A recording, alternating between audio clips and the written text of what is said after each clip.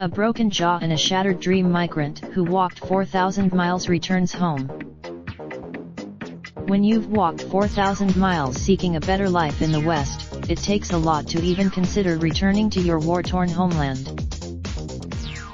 For Qasim, that moment came last summer when a gang of at least 5 men ambushed him, fracturing his jaw, and leaving the young Afghan slumped and bloodied on a backstreet in Athens, Greece. Struggling to get by in a foreign land and sobered by the severe beating, Qasim gave up on his dream of making his way to Germany. He visited the International Organization for Migration When NBC News met the former dentistry student in Athens a year ago, he was selling his body around Omonia Square to survive. He seldom made more than €20 $25 for sex. An influx of upwee. But over the course of many months, he repeatedly dismissed the idea of returning to Afghanistan. Opting for the United Nations-operated assisted voluntary return and reintegration program was a big decision.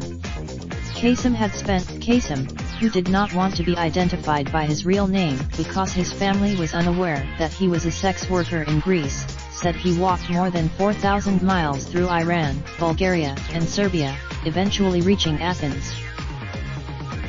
But life soon became intolerable. Athens. He never made it. Qasim hit rock, Italy. Qasim had found himself living in the country with the EU currently more than 18%.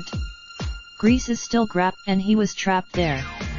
At the height of Europe's, when NBC News met Qasim last year, he had already tried to leave the country 4 times using stolen or fake passports, but he kept getting caught. He was not alone in his predicament and spent most of his time roaming the streets with Fazul, an Afghan friend who also asked to be identified only by a pseudonym. The money the two earned from sex went toward food and cigarettes. Sometimes, Fazul said, he spent a big chunk of his money on marijuana to relax, often leaving little to spend on food or shelter. Qasim is unsure what has become of Fazul. Despite his experiences in Europe, after only 3 months of being back home in Afghanistan after help from the UN program, Qasim told NBC News in January that he now regrets his decision and wants to head back to the West. He was overjoyed to see his family, particularly his mother, whom he spoke to 3 times each day while in Greece.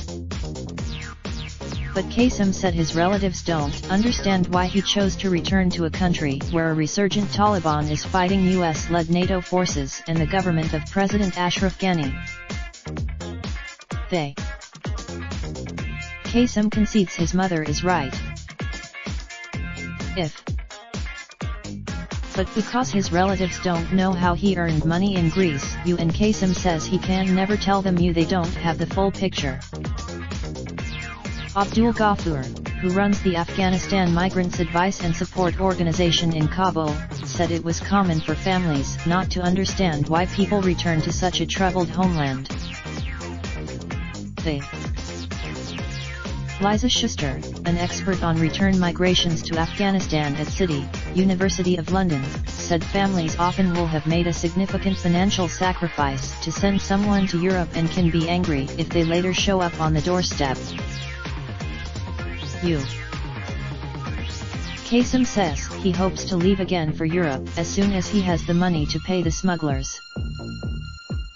This time, he hopes to reach Germany so that he can go and live with his brother in Munich.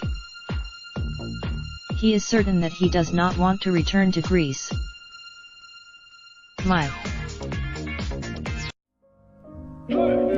Raindrop, drop top, smoking, no cooking the hot pot. Fucking on your bitch, yeah, that. Looking up, open the park pot.